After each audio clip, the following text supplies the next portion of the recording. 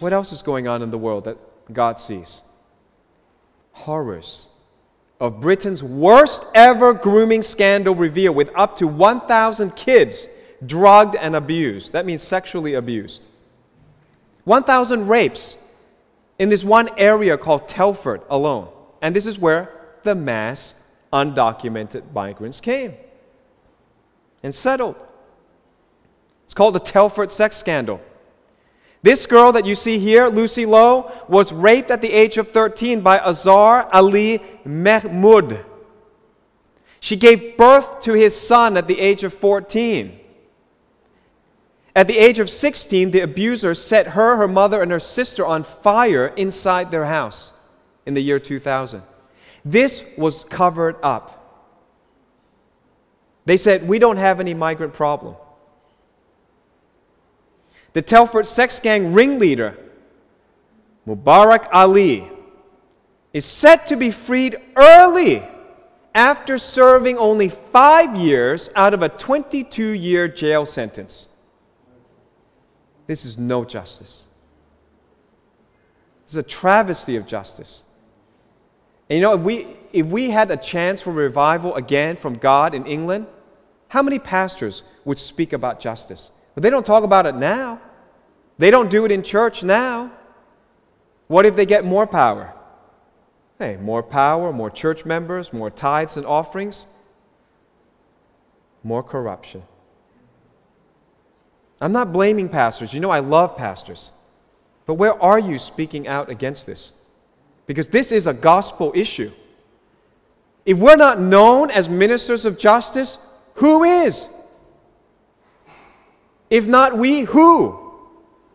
If not now, when? Here's the official UK response to 1,000 rapes of their children. See how Christian this nation is now. Not much. Police officers in court are accused of destroying and creating false evidence in child abuse cases. And there once was a world, a civilization, where people were fine without so much police. You know the west of the United States? You believe it was wild, wild west because you watched too many Hollywood movies. In fact, we know the criminals from that time. Some famous names. If you're American, you better rattle off one or two names. The reason you know the criminals, you know why? Because there weren't that many. You know, what was the one, Black somebody? You guys know these? Here we have Ned Kelly. Ned Kelly was famous. They have their own Ned Kelly. There's like a handful. A handful that any American could name off. Why do you know these names that appear in Hollywood movies? Because there wasn't a criminal problem. Because people policed their own community. Neighbors took care of each other. People, if they own land, if they're developing it, they want to live in a safe place. The Wild West was very peaceful without any police. Now that's the narrative they don't want you to hear. Is that possible, to have peace, prosperity, without much government interference, without much police interference? That's how most of life was for thousands of years. Of course, there's abuse as well in their countries that were not peaceful, but in general, anywhere where there was the gospel took hold, people were moral, they respected God and loved their neighbor, it was peaceful. So these police officers destroyed evidence of child abuse cases. Now they said on BBC, the Telford abuse victim numbers were sensationalized, says the police chief. Okay, so it's not 1,000, it's what? What would not be sensational? 700 would not be sensational? 600? 500? What are you saying? If it's half the case, the response is, it was over-sensationalized. Sounds like somebody covering up their own tail and justifying their own job and their own failure. Well, how about the politicians? How are they going? Theresa May, who's the Prime Minister, the female Prime Minister of England, and Amber Rudd suppress Westminster child abuse documents. Why? For national security reasons. Well, what does that mean? Who are the perpetrators of all these gang rapes? They wonderful white Brits that have been there all that time? Or are they the migrants that have come in unassimilated? We were told, do you remember? We were told women would rule better than men. Now we have evidence. Many, many female leaders all around the world. How about this one? Patricia Hewitt called for the age of consent to be lowered to 10. I'm sorry if I sound a little bit upset. In response to 1,000 kids being gang raped over the course of 30 years, the elected official says, well, why don't we just lower the age to Sharia compliant age? Sharia compliant would be 9, I guess. Why don't we just go to 9 then? Why 10, Miss Hewitt? It turns out women are just the same as men. Power corrupts everybody.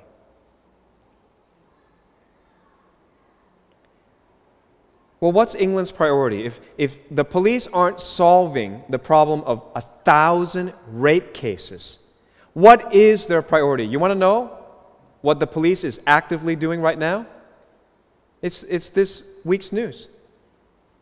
This week we learn Lauren Southern, Britt Pettibone, and Martin Sellner, with zero ties to terrorism, were considered a threat to the UK, but not the jihadists in the UK who hold up signs that read, "Death to Britain," "Behead those who insult Islam," and "Democracy, go to hell."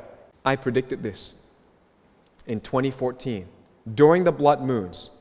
I said, this is an invasion of Europe, and this invasion of Europe fulfills the Daniel chapter 2 sign. In Daniel chapter 2, verses 41 to 43, God predicted that at the end, the European empire, the new Roman Empire, will crumble with iron being mixed with clay. Two groups of people that will come together, and they will try to mingle together, but they will never be cohesive. There's no cohesion. And so there's a flaw, there's a weakness. They're destroying their own culture through this mixing of iron and clay. I said this in 2014. Go check it out. And you know what the news was saying? You know what the politicians were saying? Mass migration is just benevolent. It's compassionate. It'll have no negative adverse effect. And I said, you watch. Of course it will. Because the Bible predicted it, and we have common sense. Lauren Southern, Britt Pettibone, and Martin Sellner are all conservatives. At least Lauren Southern is a Christian, and they were all denied entry into the UK. This happened this week. Nigel Farage got involved in this, and he tweeted, "Anti-terrorism laws." You want to talk about justice? Why is this happening? Because we never took hold of the legal system in revival. We never corrected the flaws and the evil of the legal system. And so many people suffer. And when the legal system allows all this kind of suffering, there is no peace. Peace on earth means justice on earth for all the grace-only people. Grace does not bring peace. Justice brings peace. Grace brings you righteousness. You need to understand, God said He loves both righteousness and justice. So undocumented migrants in the UK have rights. But a conservative Christian is not allowed to enter the UK. Basically, Sharia is already being enforced in England. And this is the future, because Australia often follows either England or America. So this is without saying anything, one religion enforcing its values on the legal system. Why aren't Christians doing it? Do you understand that they are actively changing the legal system? And Christians are saying, why would Pastor Steve talk about justice? Get your head out of the ostrich hole and realize without justice, our legal system is going to be mutated. And now they're using our laws against us. The law, Christians, affects everything. You want to know how to affect society? You must affect the law. You want to affect the economy? You must affect the law. Everything begins with the law. And because Christians have heard a lie that God has done away with the law, we have no sense of justice, and we're not known as ministers of justice.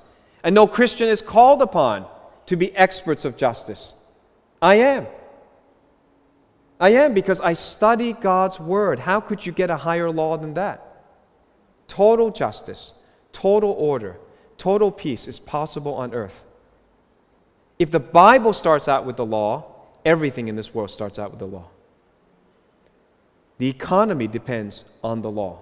You have to study that to understand it. The UK Home Office concluded that Southern's presence in the country is, quote, not conducive to the public good. In other words, we can find no crime committed. You understand the wording of that? She did nothing wrong. We find her presence offensive, is what they're saying. But that's not a crime. What this is like the poster says, looks like you've had a bit too much to think. Looks like the thought police are out, and what they're enforcing is what's called, in a movie, The Minority Report, pre-crime. We now have, in the year 2018, a first widely publicized instance of pre-crime. If you haven't watched the movie, pre-crime means that the police will catch you before the crime is committed because they just know you will commit the crime, even though you haven't done it yet. It's called pre-crime. This is 1984, just arrived a little bit late, 2018.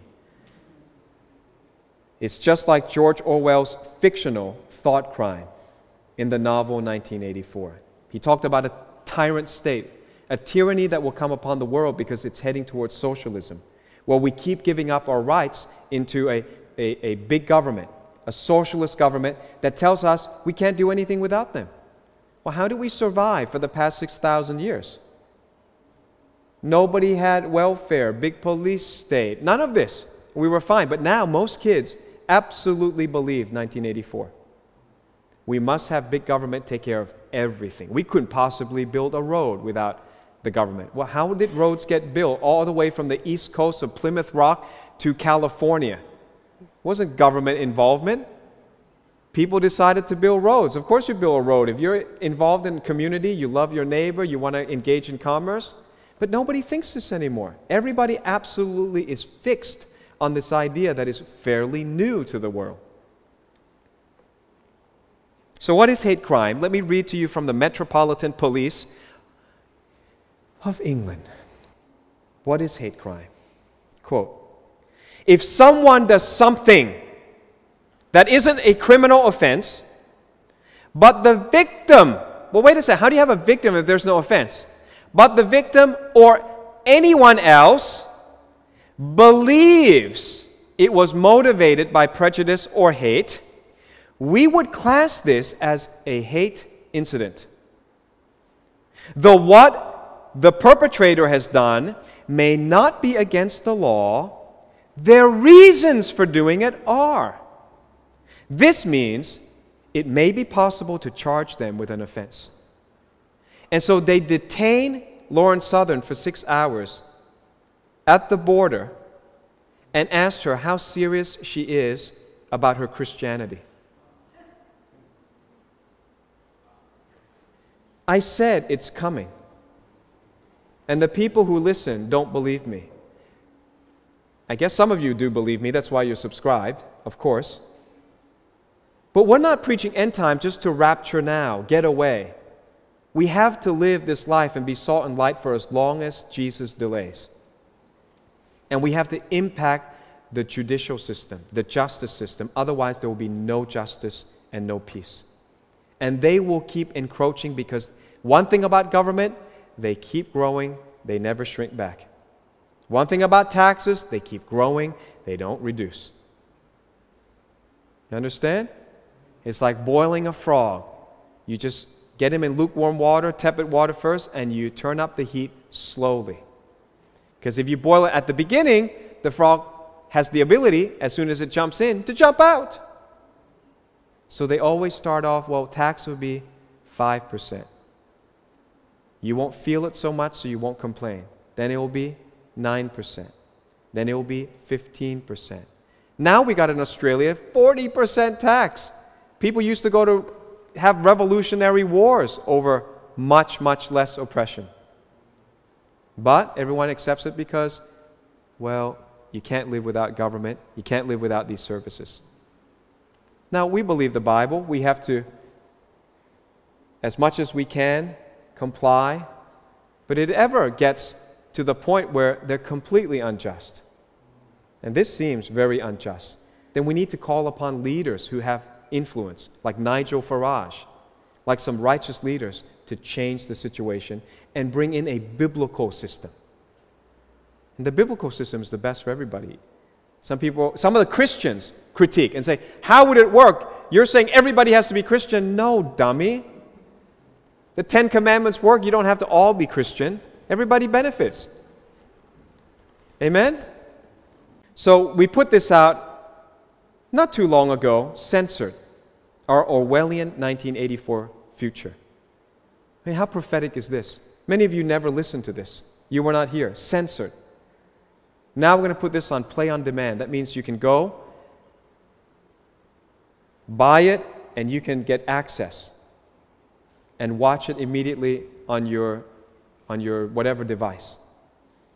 No need to wait. This thing is so urgent. I'm going to keep putting up more videos on Play on Demand. So look out for that at discover.org.au/shop.